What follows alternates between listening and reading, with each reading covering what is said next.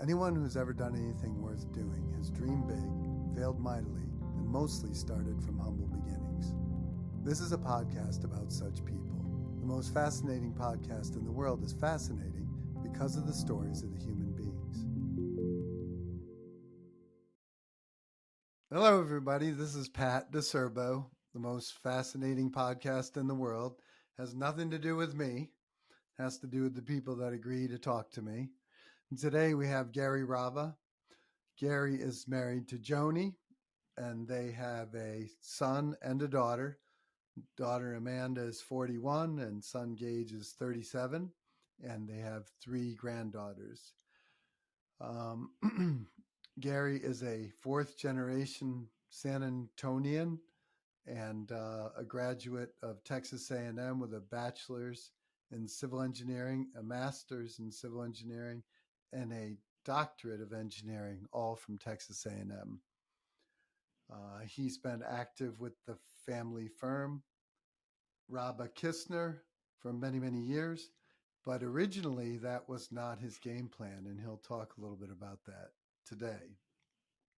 Gary has a reputation among the people that I know, at least, of being legendary in the industry. He is very inventive, very entrepreneurial. He's a creative problem solver, and he is a collector of friends. It's been my observation, and that's his reputation. He has lots of hobbies. We've talked a little bit about bird hunting and shooting sporting clays and trap and stuff like that. And I imagine he has lots of other sports as well, but he can tell us more about that.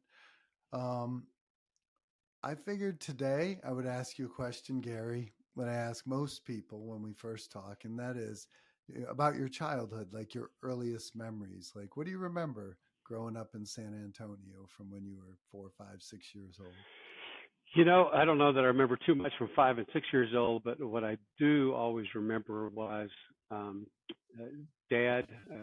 I remember growing up, quite frankly, in married student housing on the Texas A&M campus in College Station when Dad was working on his PhD in geotechnical engineer. Mom was a secretary, I think, over in the chemistry building. And I just remember it was kind of carefree. I remember it was engaged in the the Corps of Cadets are at A&M until we started having children. And I think that there were at least 3 other, my brother and sister and other sister. So there are at least 4 kids roaming around a married student housing condo, and a hole cut one on the walls because it needed more space than the condo would give us for the family. And then I remember him coming out of A&M and going to work with a friend of his over at McClellan Engineers in Houston. I don't remember spending any time in Houston, but I do remember we spent time in Memphis, Tennessee when it was Grubbs and Raba. He and Grubbs worked together at McClellan. They started up there. We actually lived there in Memphis, Tennessee during the assassination period of Martin, which as a child made an imprint just because, quite frankly, I lost all my African American friends at school, at elementary school, and at the YMCA at that time. I mean, it was very integrated. There, nobody knew what color was, quite frankly. At least in my mind, I didn't. But then after that event, it just all went downhill, and that's when we packed up in the station wagon. I think we had 2 cats and at least 1 dog, and headed down to San Antonio. And Dad and Mom started Raba and Associates in 1960 in San Antonio. And after that, it was just a blur watching everything happen within the family business. I do remember emptying trash cans. I do remember sweeping floors in the geotech lab. I do remember throwing a lot of soil samples away after they were tested. I remember in the summer times crawling up on the drill rigs with had to be diesel, a bucket of diesel and some rags, and wiping down all the oil and grease from the drill rigs. And that's probably was my most profound experiences of saying, there's no way in hell I want to be an engineer when I grow up.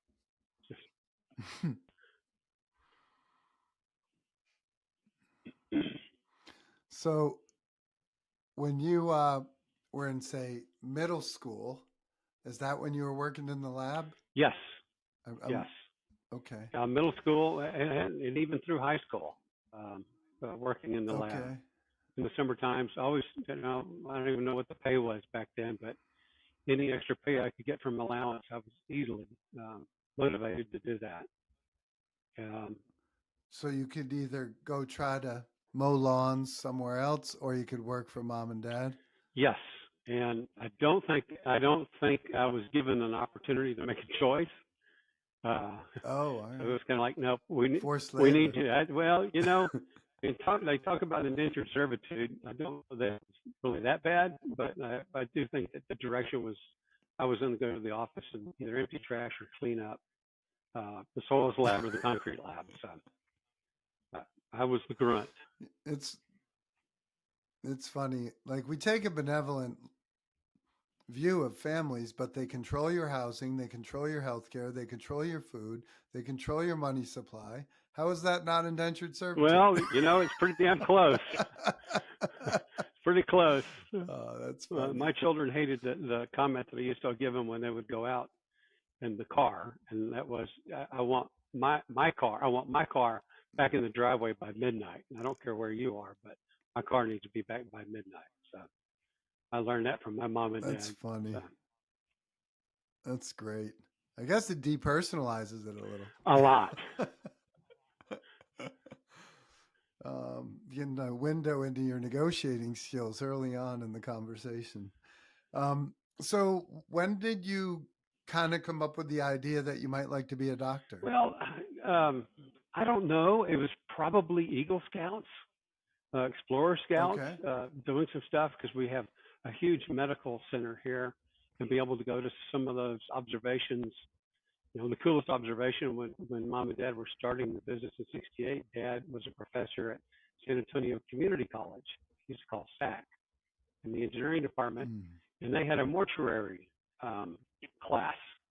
And so here I am in middle school, but I've got permission to sit in as they're dealing with all the corpses and doing the stuff that the morticians do with the bodies. And I was just fascinated with the way the bodies were put together. And then that Wow. really led me to some of the other stuff within the Explorer Scouts.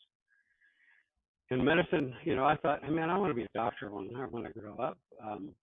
But sadly, when I went pre-med for a little bit of time, I was just disenchanted with it. Went to the campus aptitude testing and went back and met with them after all the results were in, and they said, "Hey, if you're really good in these topics, have you thought about College of Engineering?"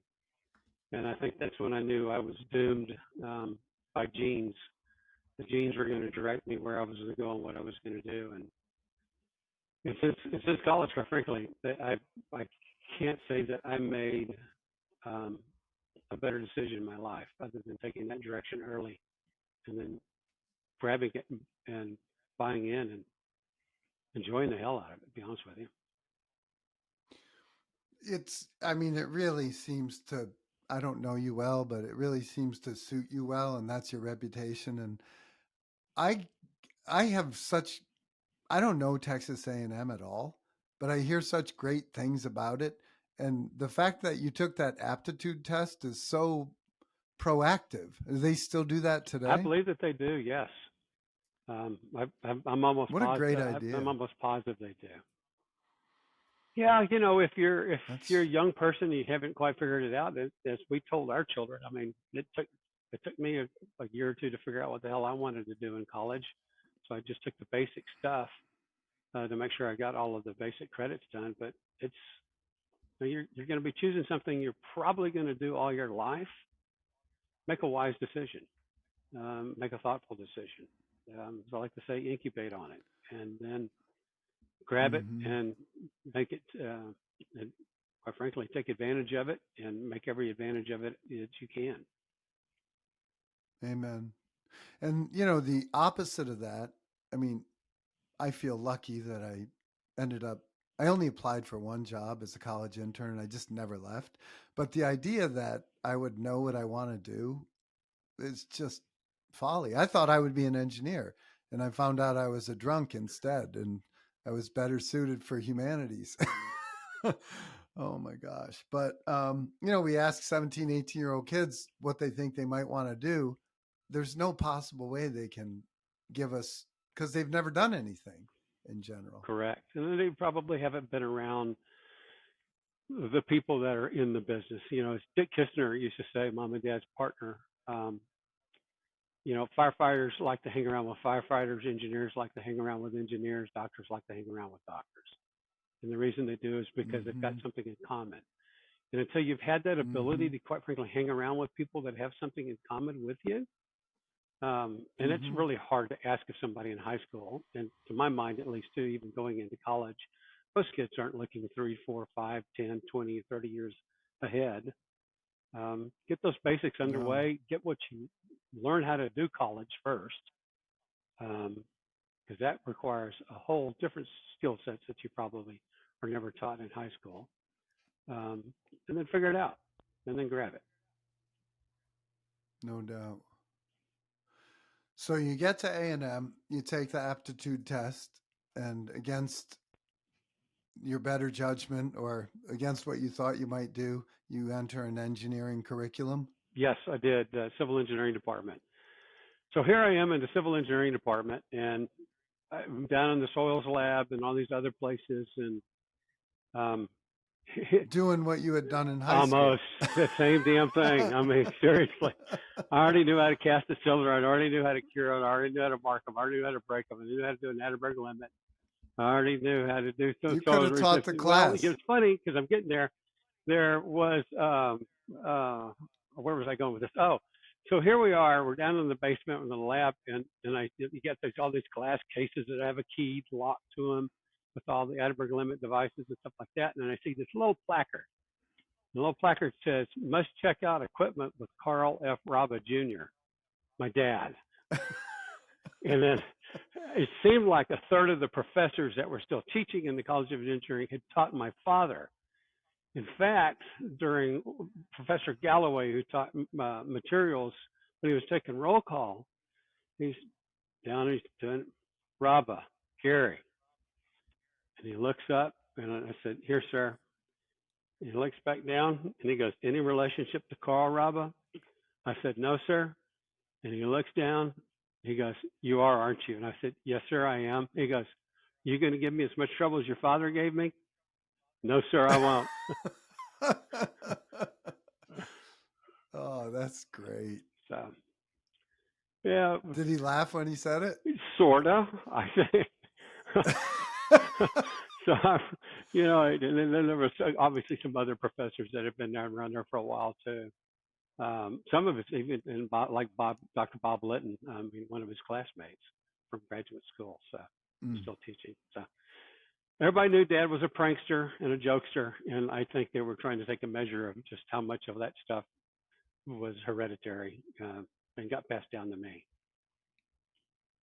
Are you a prankster? I have been known to do so, yes. Do you have any good stories? Well, Jim Bob Moffett, who, what was the name of that company? It was an oil gas company, gold. Um, Ted Gummit. Um, I used to be able to do a really good imitation of him. And so one time I imitated his voice, called my brother-in-law, who's a petroleum geologist, and told Bill, my brother-in-law, I had read some of his stories or read some of his technical papers and thought very highly of him. And there were some projects I wanted him to work on with me in Czechoslovakia. And hung up. Next thing I know, getting calls from family members. Bill's being invited to Czechoslovakia. Da, da, da, da, da, and Jim Bob Moffett. God dang it! Why can't I remember the name of the company? But anyway, I had to fess up before it got too far, and then I was pretty much banned from the family for about 6 months. Oh, So wow. That's a harsh no, it was punishment. bad. So yeah, I've been known to go to a Is little bit too far. Did he forgive you, Bill? He hasn't yet. No, and that was 25, 30 years ago.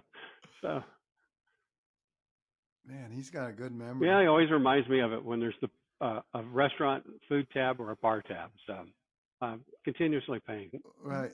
recompense. He turns into like I don't T-Rex. even have to turn into T-Rex. He just slides it to me, and he just looks at me like, I don't even have to tell you why you're paying this. So Oh man, that's the gift that keeps on giving. 100%.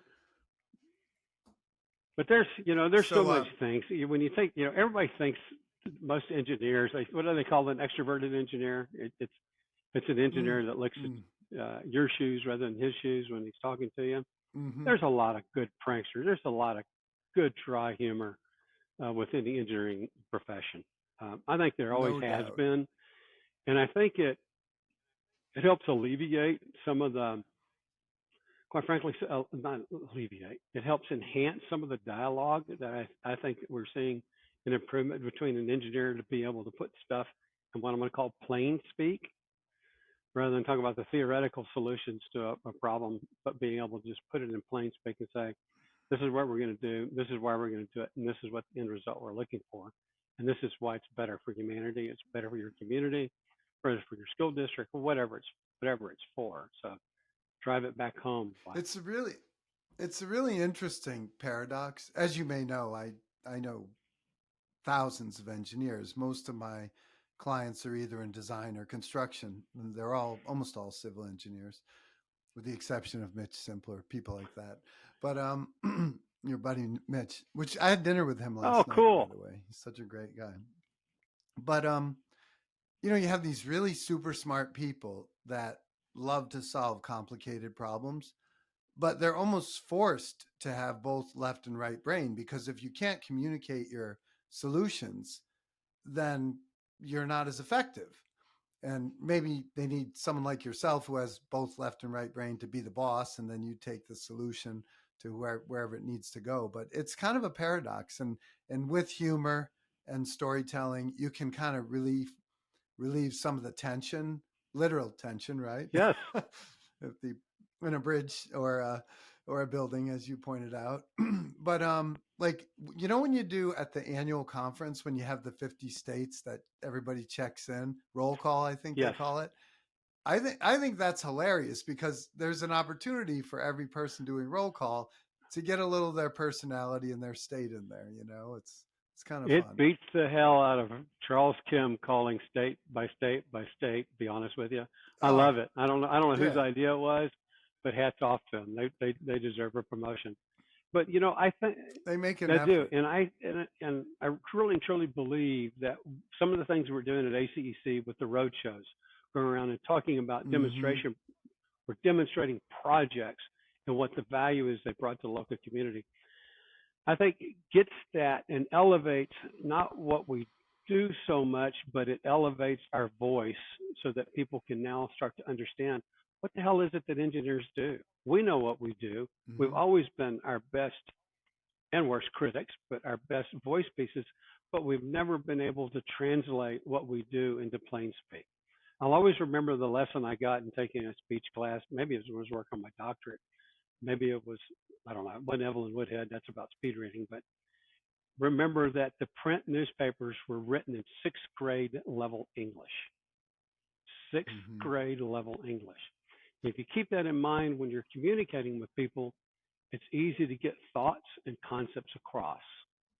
And if you can't communicate, you're losing an opportunity to educate. So I mean, and it's true of most professionals. Like, for one to articulate the value proposition of what one does, it has to be a soundbite today.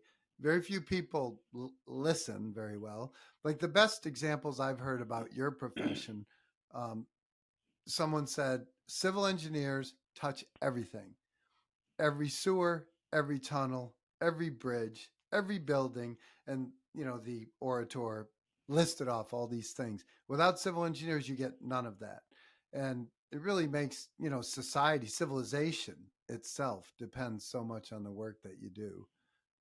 Yeah, I don't know. no, you're right, because at the South Carolina,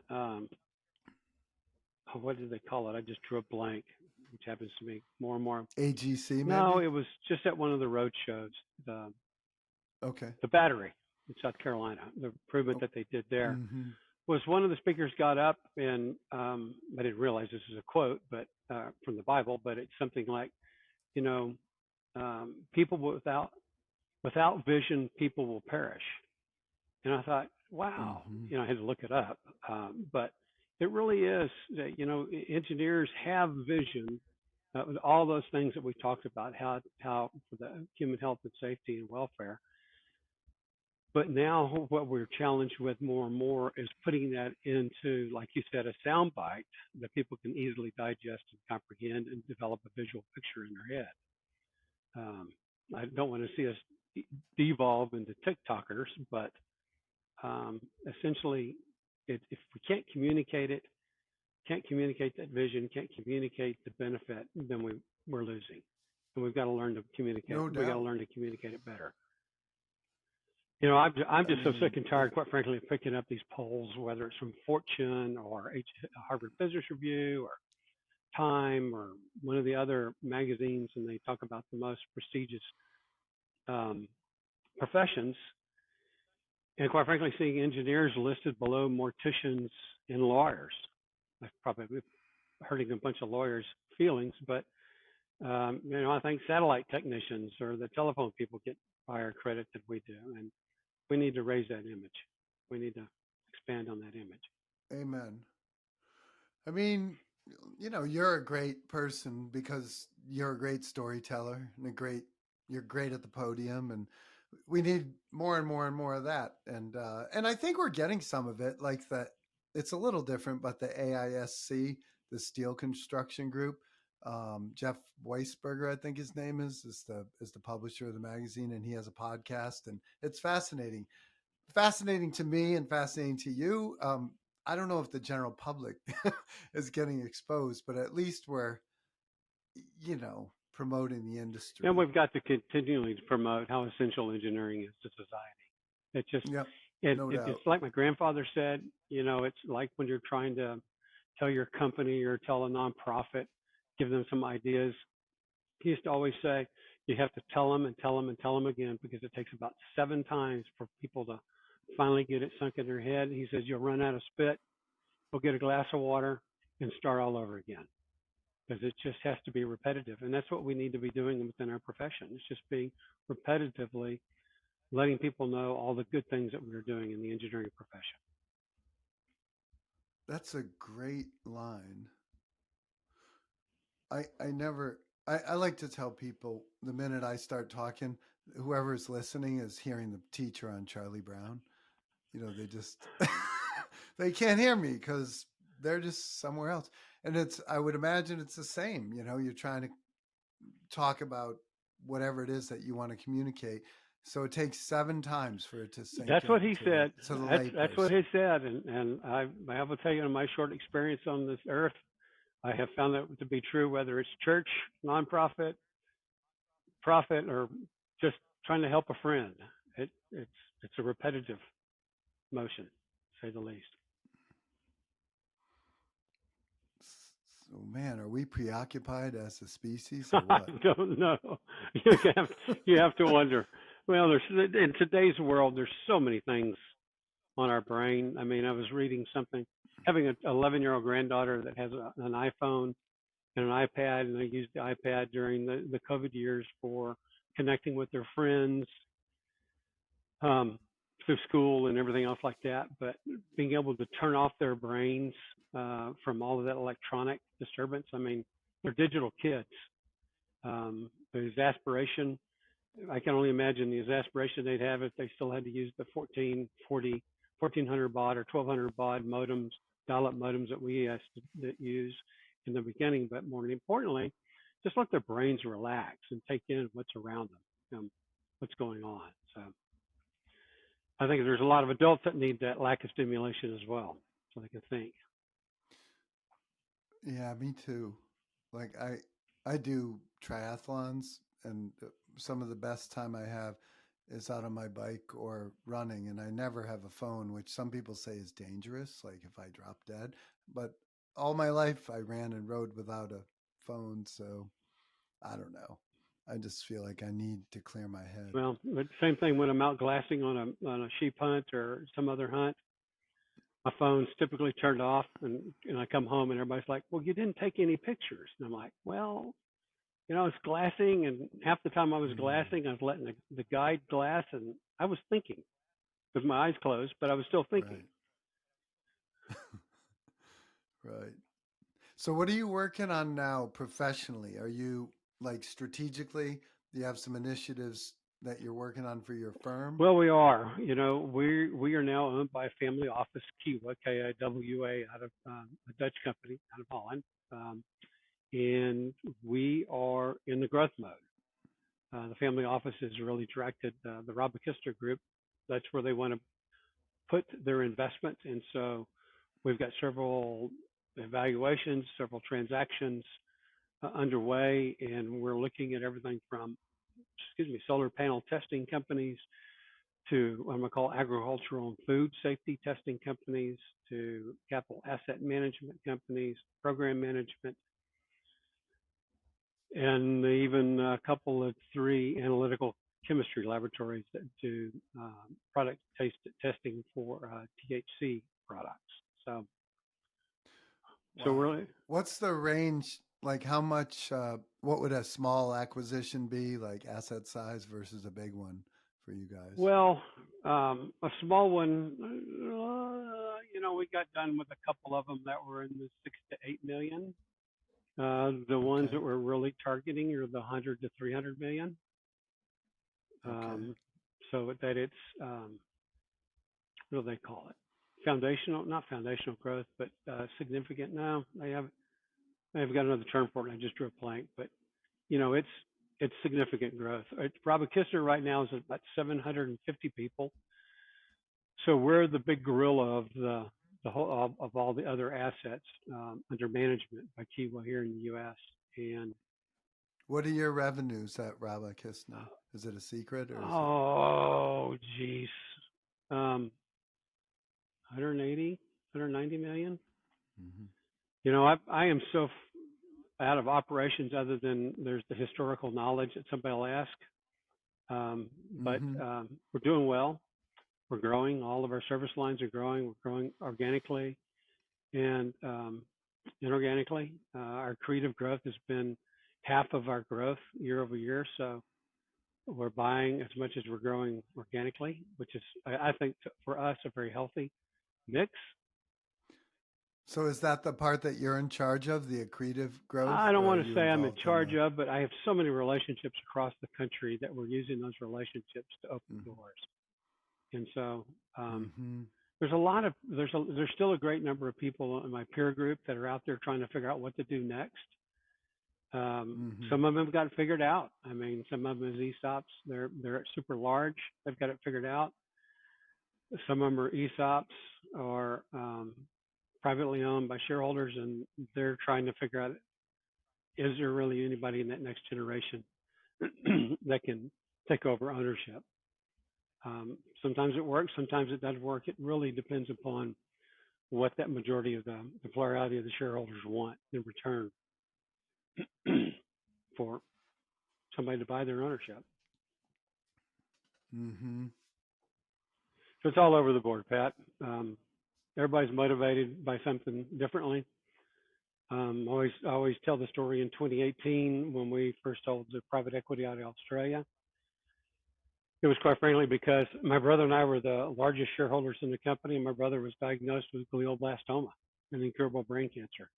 So we had probably no more than a 2 year period to do something so that we could settle his estate, help him settle his estate. So that was the initial driver for us. And other people, other family businesses have that same motivation or that same happenstance, if you will.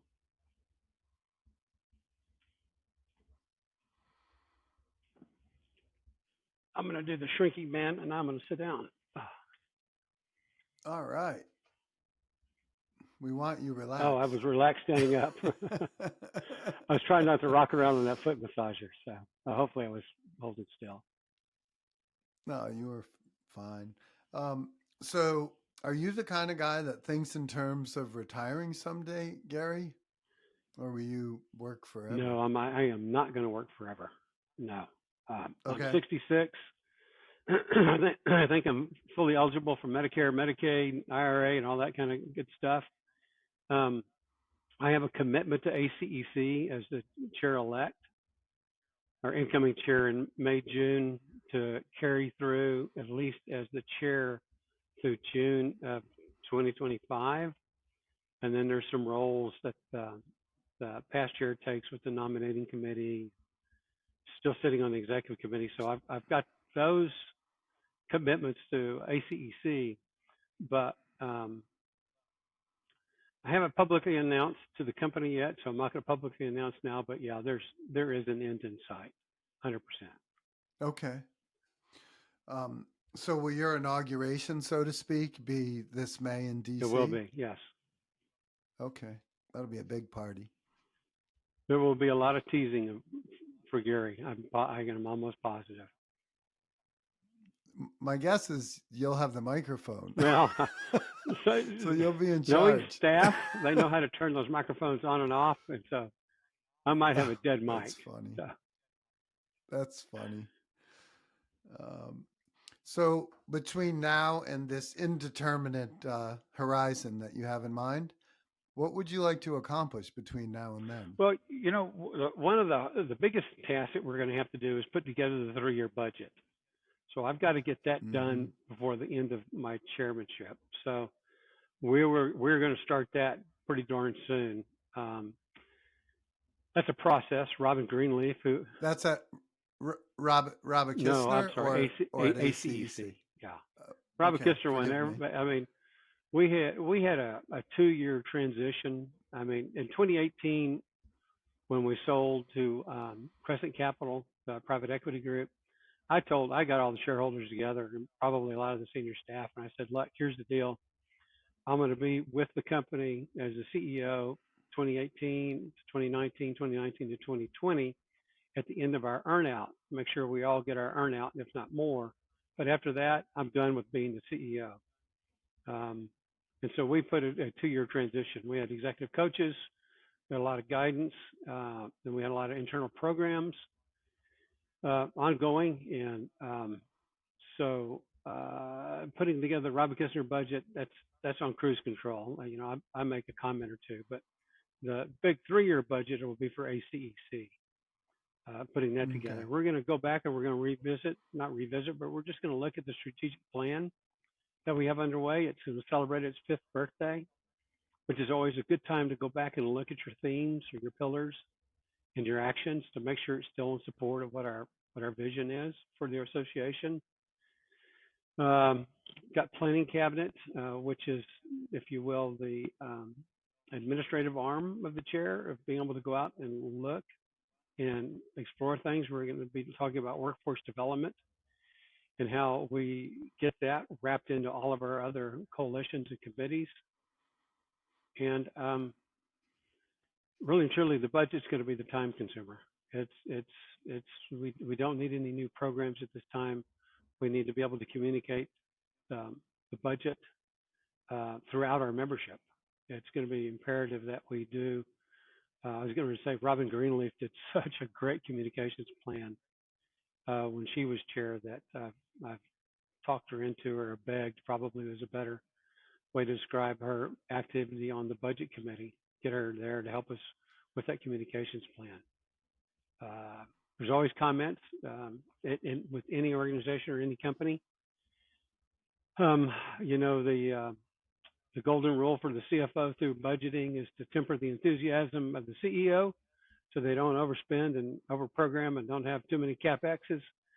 I think that's what we're looking at here, is making sure that we don't overextend the staff and the organization itself beyond what we can do, and we got to do this well. And what we do well is worry about the advocacy for the business of engineering.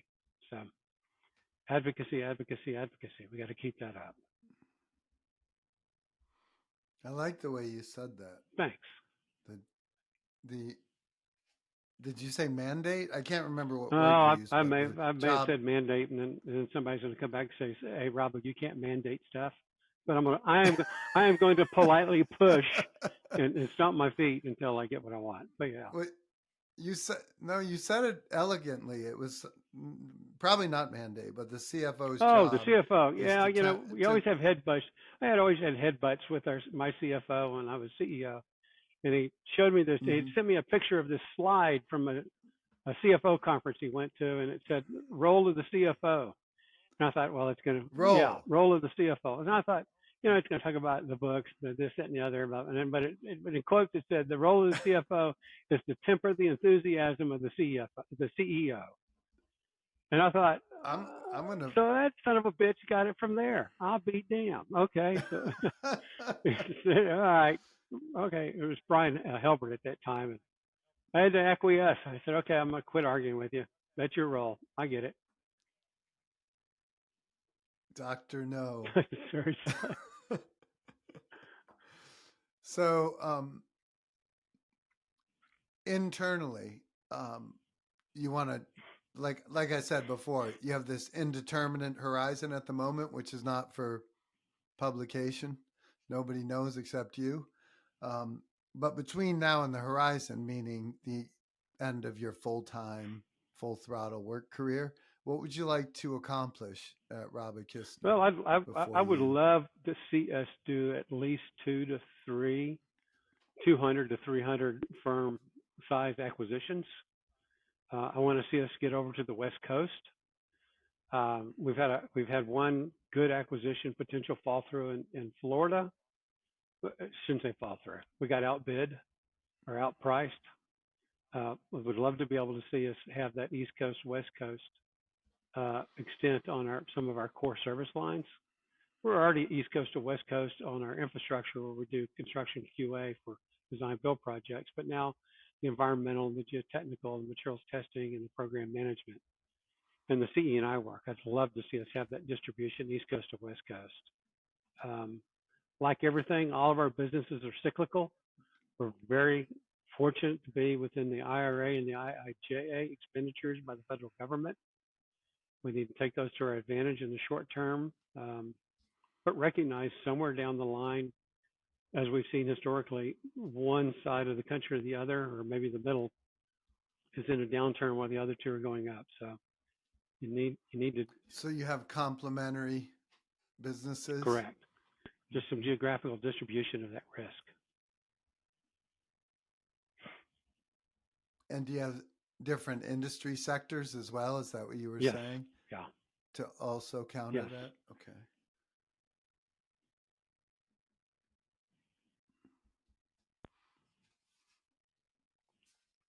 All righty. I'm asking you a lot of questions. Is there anything that we're leaving out? Is there anything you might like to ask me today that No, we haven't well, talked about? you might ask in my next life, what do I want to be when I finally grow up? Yes. What do you want to be when you grow up? you know, it's I have been very fortunate to hunt all over around the world, and Mm-hmm. probably more so than harvesting an animal and feeding a village or feeding ourselves. I have loved acting like an amateur cultural archaeologist, just asking and observing how people live, their customs, how they were taught their customs by their ancestors, how long, I mean, to go share and break bread and have a hot tea, whether you're by the Siawassee River in Africa or, for that matter, in the Pamir Mountains of Pakistan or someplace in Spain or Turkey or, wherever it is in the United States or South America or Canada. I've always been fascinated with that. And I might find myself retooling as a cultural archaeologist and going around documenting how people got to where they're at.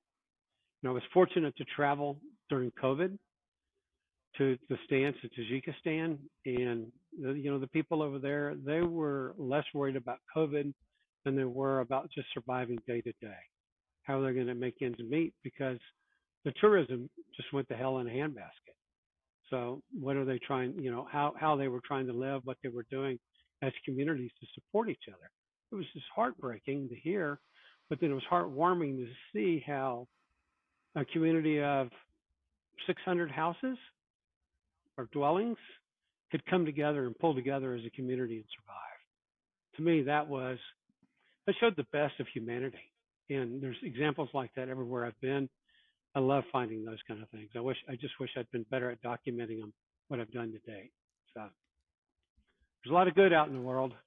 Sometimes you just have to open your eyes up and look for it. So I try not to talk about myself on these, but in college, my background is cultural anthropology, and I took 3 terms abroad: Mexico, Spain, and Barbados. I was a little too social, as I may have mentioned, for my civil engineering attempt. And so in Barbados and Mexico and Spain, every time it was the same. I would go there and try to befriend the local population. I would do interviews, not unlike this conversation. I took a lot of notes, and then I would do ethnology studies and actually did a big, like a thesis on return migration in Barbados and smaller papers in Mexico and Spain. But the the mechanics were always the same. I was an outsider. I was a white guy, and in Barbados, I was the only white person in my village. In Mexico, it wasn't very different. In Spain, I was an obvious American. Nobody wanted to talk to me, but eventually, they soften and they talk to you, and you develop sort of a friendship. A fondness develops, and fast forward all this time, and not much has changed. When I first meet someone, they're very suspicious of me. They don't want to talk to me. So I feel like I'm a cultural anthropologist even today, just that the communities that I'm learning about are other professions. Like the engineering community, to me, is no different than a village.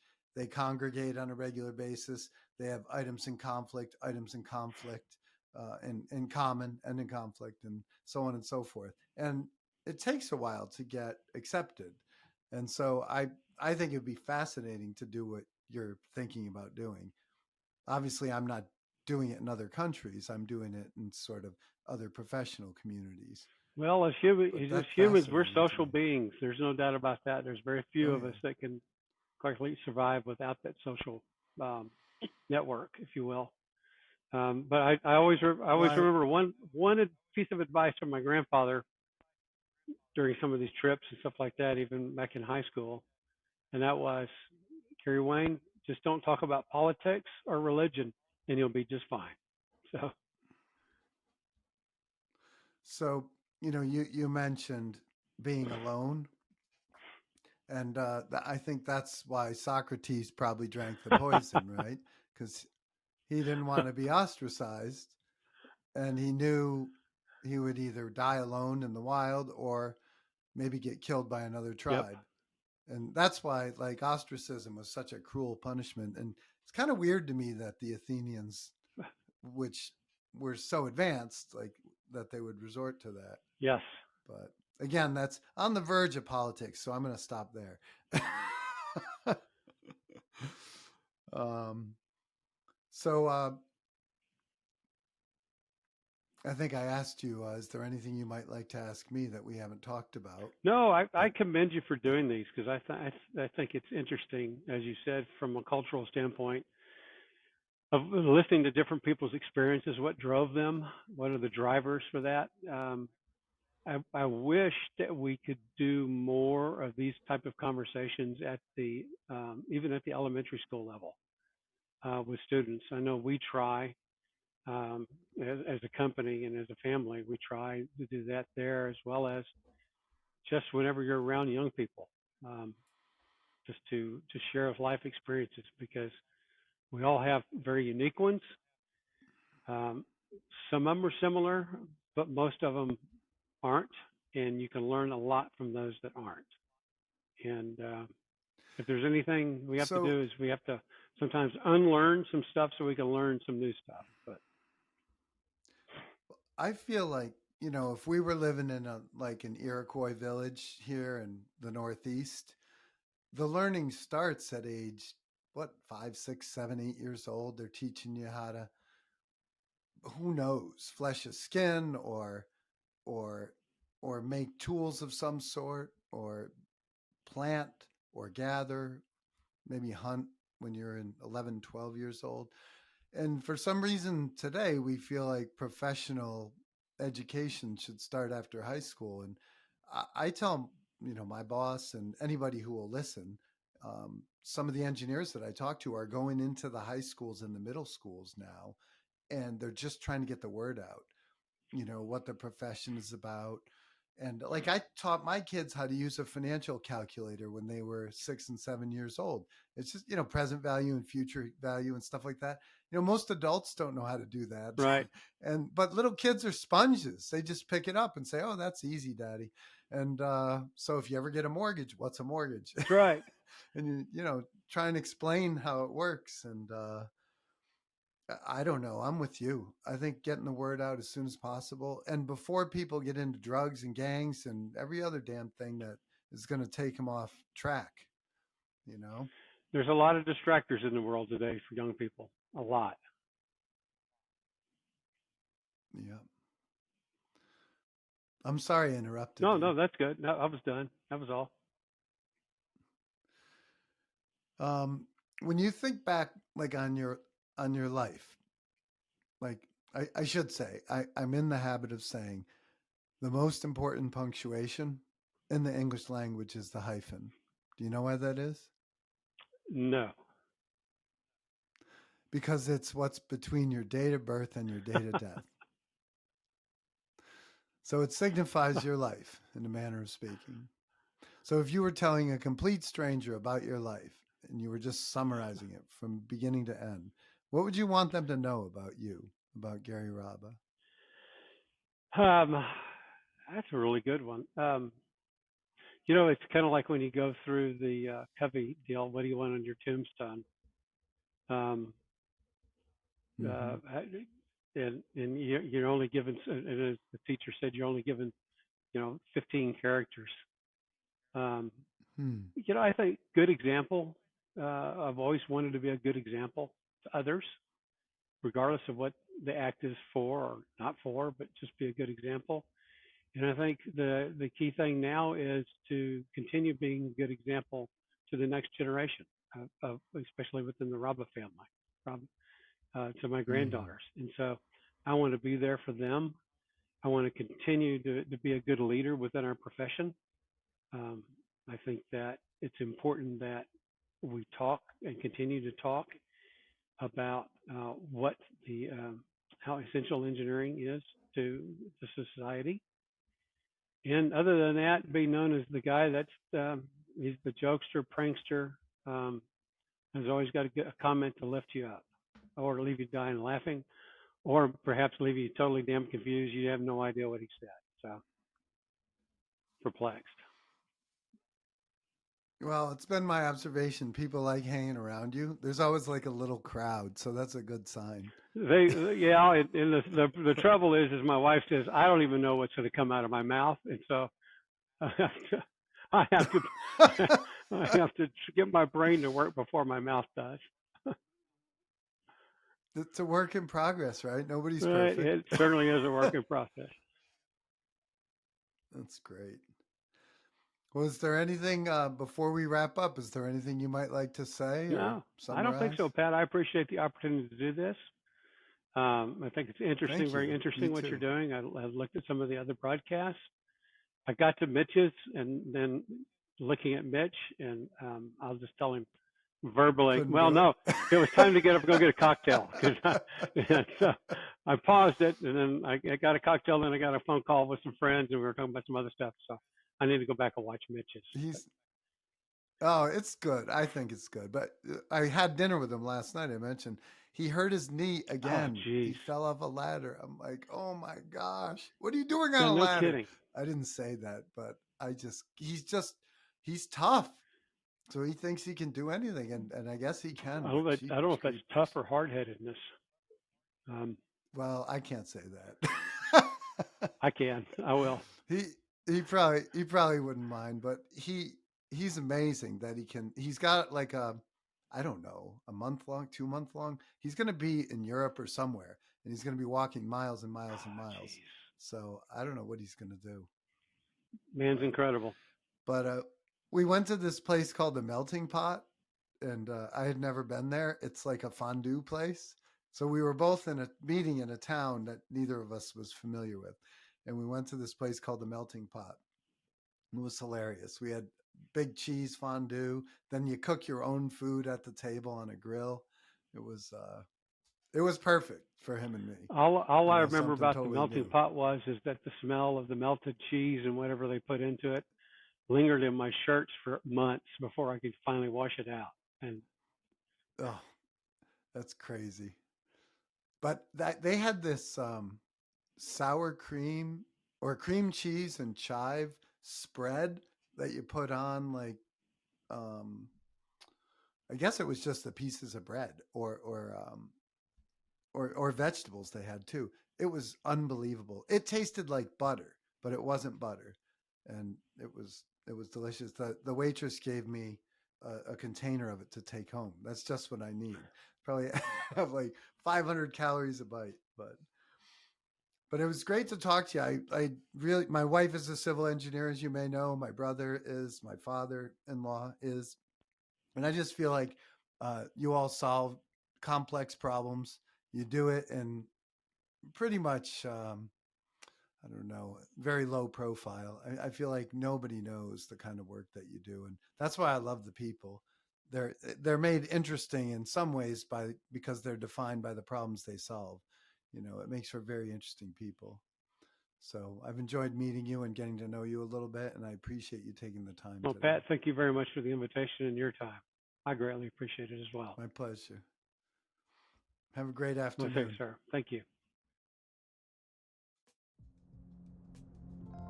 If you enjoy the most fascinating podcast in the world, please follow on Spotify, subscribe on YouTube, and follow on Apple Podcast.